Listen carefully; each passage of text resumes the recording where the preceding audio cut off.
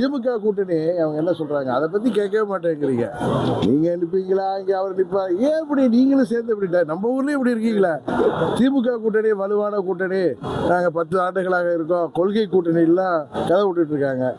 அன்னைக்கு பாராளுமன்ற உறுப்பினர் கார்த்திக் சிதம்பரம் என்ன சொல்றாரு, காங்கிரஸ் கட்சிக்கு சார்பாக குழு அமைத்து பல மாதங்கள் ஆகுது, இன்னும் திமுக சார்பாக குழுவே அமைக்கல அப்படிங்கிறாங்க. அங்க உள்ள குழப்பங்களும்,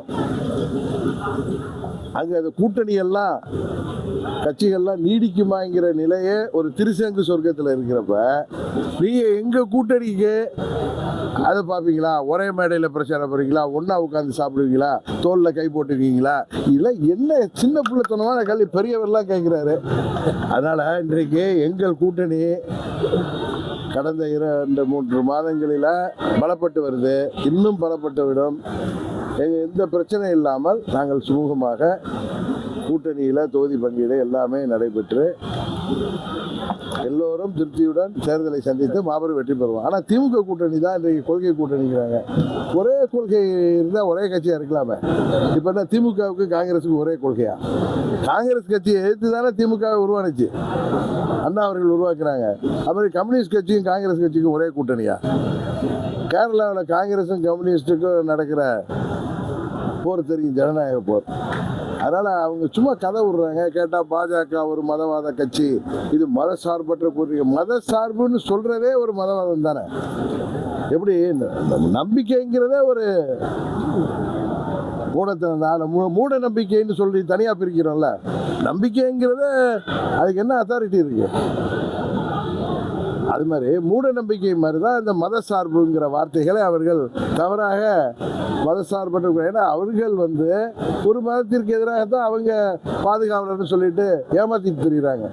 அதனால் இந்த முறை இந்த மக்கள் விரோத தேர்தல் வாக்குறுதிகளை நிறைவேற்றாத, ஊழல் பெருக்கெடுத்து ஓடுகின்ற கஞ்சா மாடல் ஆட்சியாக, போதையில் பள்ளி மாணவர்கள் நம்மளாம் கேள்விப்படாத அளவுக்கு அதிர்ச்சி அடைகிற அளவுக்கு பள்ளி மாணவர்கள் ஸ்கூல்லே கஞ்சா உபயோகிக்கிற அளவுக்கு இந்த ஆட்சியில் சட்டம் ஒழுங்கு விட்டு போய் கிடக்கு. இன்னும் சொல்ல போனால் தமிழ்நாடு ஒரு போதை மருந்து சந்தர்ப்பம்ல மார்க்கெட்டாகி போயிட்டு வெளிநாடுகளுக்கு கிடத்துற ஒரு இதாக துறைமுகம் போல் இன்டர்நேஷ்னல் போர்ட்ஸ் மாதிரி ஆகி போயிட்டு, இங்கே காவல்துறையை சேர்ந்தவர்களே கஞ்சா விற்கிற அளவுக்கு இன்றைக்கு தமிழ்நாடு கொடி கட்டி பறக்குது. ஆனால் அமைச்சர் என்ன சொல்கிறாரு, 0 கஞ்சா அப்படிங்கிறாரு. இதெல்லாம் அந்த அளவு மக்களை ஏமாற்றுறாங்க. உங்களுக்கு தெரியும், நம்ம விவசாயிகள் எப்படி ஏமாற்றப்பட்டிருக்கிறார்கள், அரசு ஊழியர்கள், ஆசிரியர்கள், போக்குவரத்து தொழிலாளர்கள் என அனைத்து தரப்பு அரசு ஊழியர்கள், மருத்துவர்கள், செவிலியர்கள், பகுதி நேர ஆசிரியர் இன்னும் போராடிட்டு இருக்காங்க. சம வேலைக்கு சம ஊதியம் என்று இந்த தேர்தல் வாக்குறுதியில் சொன்னதில் 90% நிறைவேற்றாமல் ஏமாற்றி கொண்டிருக்கிறார்கள். ஊழல் பெருக்கெடுத்து ஓடுகிறது. ஒரு குடும்பம் இந்த ஆட்சியை கையிலே வைத்துக்கொண்டு தமிழ்நாட்டை சுரண்டி பிழைக்கிறது.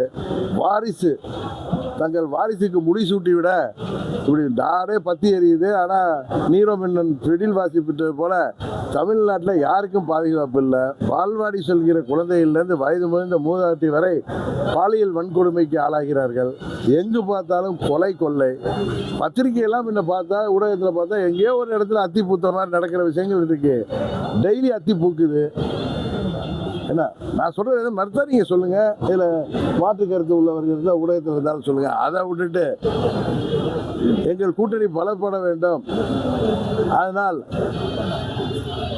எனது உறவினர்களாக இருப்பவர்கள், அரசியலில் இருப்பவர்கள், எனது நண்பராக இருப்பவர்கள் அம்மாவின் ஆட்சி வருவதற்கு ஒத்துழைப்பு கொடுக்க வேண்டும் என்று சொன்னால், தினகரன் அன்றைக்கு வரைக்கும் அவர்கள் முடிவெடுத்துக் கொள்வார்னு சொன்னாங்க. இன்றைக்கு மாற்றி பேசிய நாங்கள் நம்ம வீட்டு கல்யாணத்துக்கோ இல்லை ஒரு பொது நிகழ்ச்சிக்கோ அழைப்பு கொடுப்பது என்பது நட்பு ரீதியாகவும் உறவு ரீதியாக தான். அதுக்கு வரலைன்னா நம்ம அதை ரொம்ப பொறுப்பு இல்லை.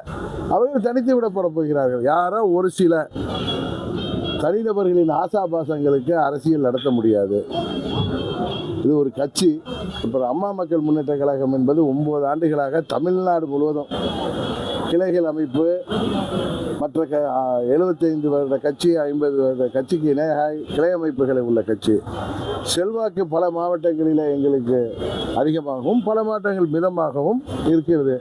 ஆனால் கட்டமைப்பு 234 தொகுதி உள்ள கட்சி. போன தேர்தலில் பாராளுமன்றத்தில் கட்சி ஆரம்பித்த ஒரு வருட குழந்தையாக இருக்கிறப்ப தமிழ்நாடு முழுவதும் 39 தொகுதி பாண்டிச்சேரியில் நாங்கள் வேட்பாளரை நிறுத்தி கணிசமான வாக்கு சங்கத்தை பெற்ற 3வது கட்சியாக உருவெடுத்தோம்.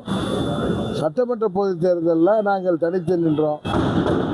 நாங்கள் தனித்து நின்றதால் அது திமுகவிற்கு வாய்ப்பாக போய்விட்டது.